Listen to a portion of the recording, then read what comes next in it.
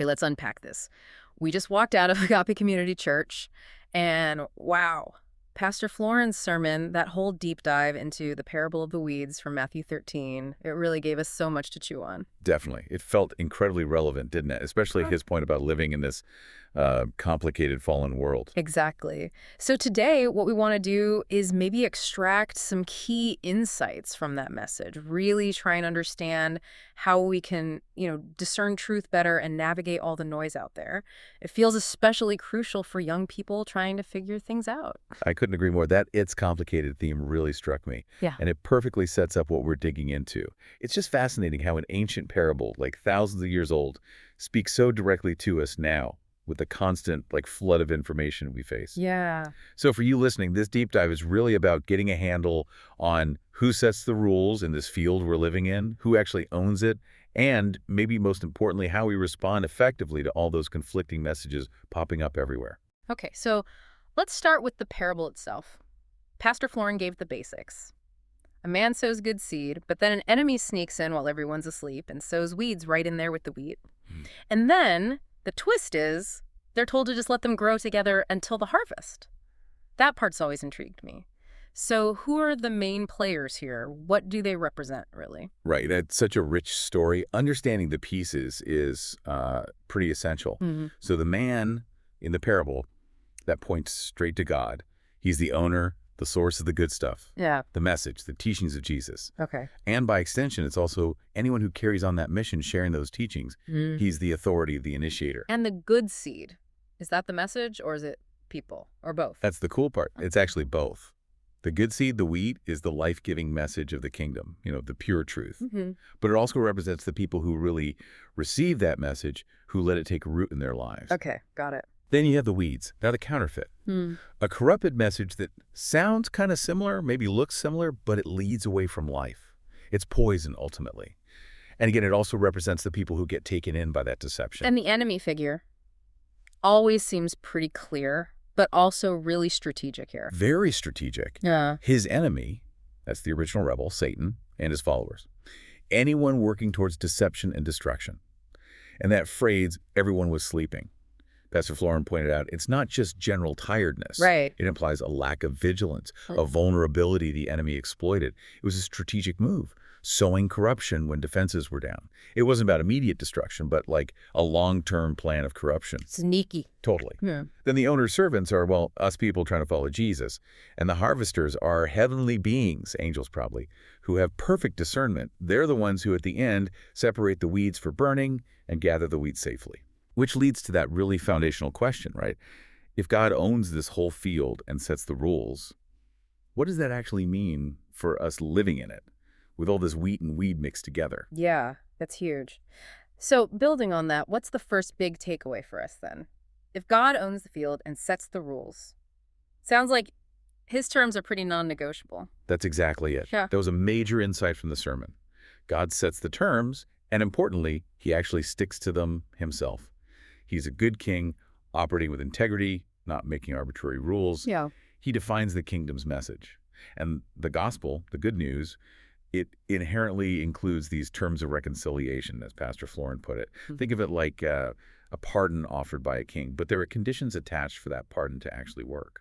And those terms include both love and judgment, which is often the sticking point, isn't it? Absolutely. That's where the friction often comes in. Because God is inherently good.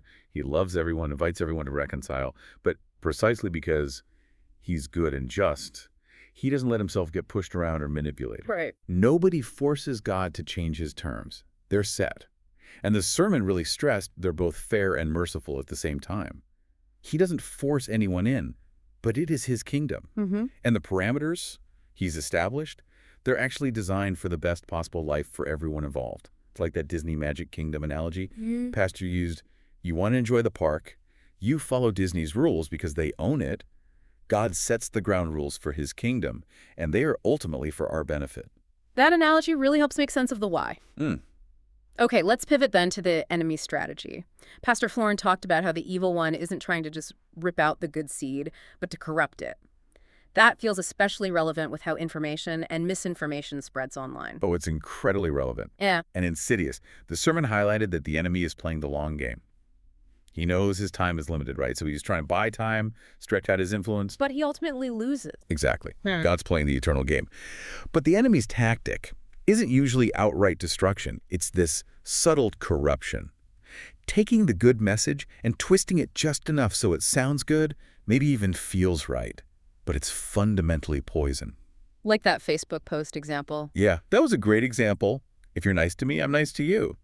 Sounds fair, maybe even kind of biblical on the surface, but it's a corrupted version if that's all there is. It completely misses the unconditional love, the sacrifice, the grace at the core of Jesus' message. Yeah. And this is exactly where, especially young people, need to be so vigilant online. Mm-hmm. How often do you see stuff that sounds good, maybe politically correct, maybe empowering in some way, but it's subtly pulling you away from actual biblical truth? All the time, which really highlights the need for discernment. And that leads right into the third application point from the sermon.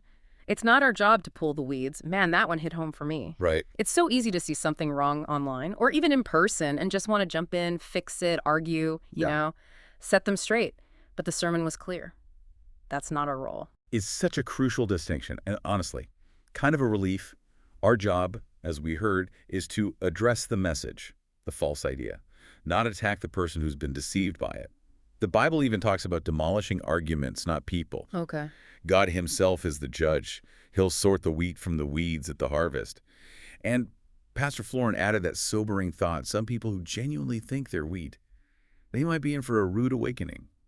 Echoing Jesus' words, "Not everyone who says to me, Lord, Lord." Heavy. So if we're not pulling weeds, what are we supposed to do? Pastor gave some really practical steps. Right? He did. Really helpful actions for living this out, especially in our interactions day to day and definitely online. Okay, let's get into those. The first one was accept the text. Sounds foundational. It really is. It's the starting point. Accepting the text means you can't just pick and choose the Bible verses you like or that feel comfortable. You got to grapple with the tough stuff too. Like judgment. Like judgment, yeah. And Jesus' repeated calls for obedience from his followers, or those difficult Old Testament passages about battles and destruction. It's about learning to read it all in context, approaching it with humility, accepting all of God's teaching as truth, and standing firm on the Bible because it is reliable. You don't get to just slice out the parts you don't prefer, which is tempting in our culture, you know? For sure. And that flows right into the next action, which feels super relevant for scrolling through social media feeds. Spot the counterfeit. They're everywhere, aren't they? Often disguised. Exactly. You have to develop the skill to spot the counterfeit message because, like we said, it often looks and sounds pretty close to the real thing. Think about those examples from the sermon. Yeah, like the health and wealth stuff. Right. God wants you to be healthy, wealthy, and happy. Parts of that sound nice, but if that becomes the main thing, it's often a self-focused counterfeit that totally misses the gospel's call to sacrifice and kingdom focus, or the idea that you're suffering because you just don't have enough faith. Ooh, yeah, that's a rough one. It's dangerous. It blames the victim and ignores the reality of living in a broken world, even for faithful people.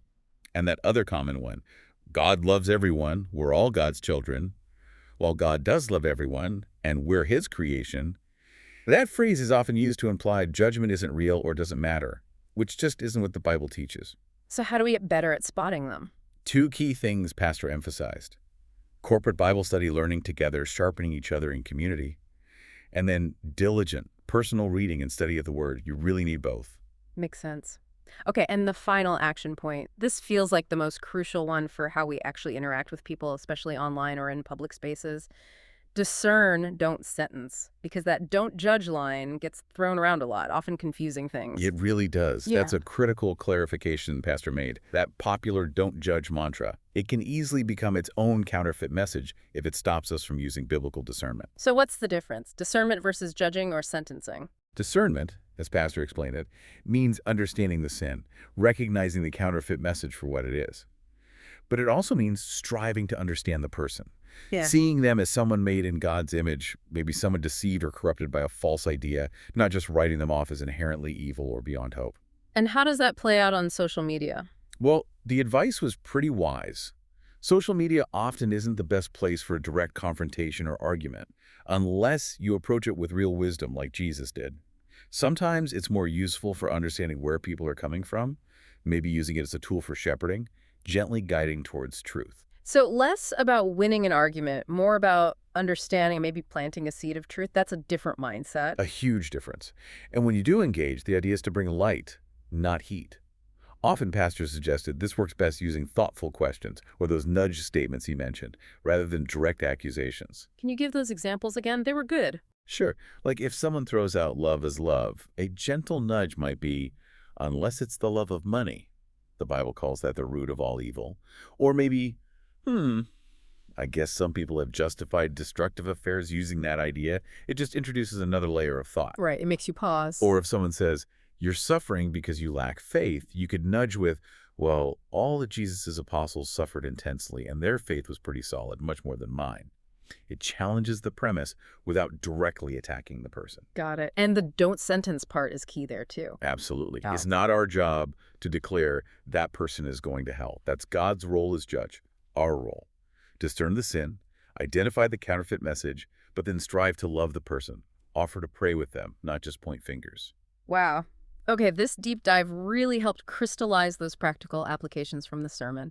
It just hammers home the need to be grounded in God's actual unchanging truth, to be aware of the enemy's subtle tricks, and to focus on discerning the message while loving the person. It really highlights why careful reading and study of the whole Bible in context is so vital, not just picking the easy parts. It feels like this is core to what it means to be a carpenter's apprentice, right? Learning to see the world like Jesus does and trying to act with his kind of wisdom and love. Absolutely. And maybe here's a final thought for you to chew on.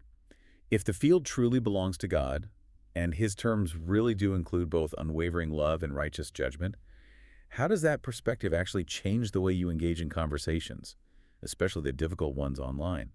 Knowing your role isn't to pull the weeds, but to reflect his light. That's a powerful question to sit with. It is. Definitely encourage you to keep reflecting on that and finding ways to apply these truths from Pastor Florin's message this week.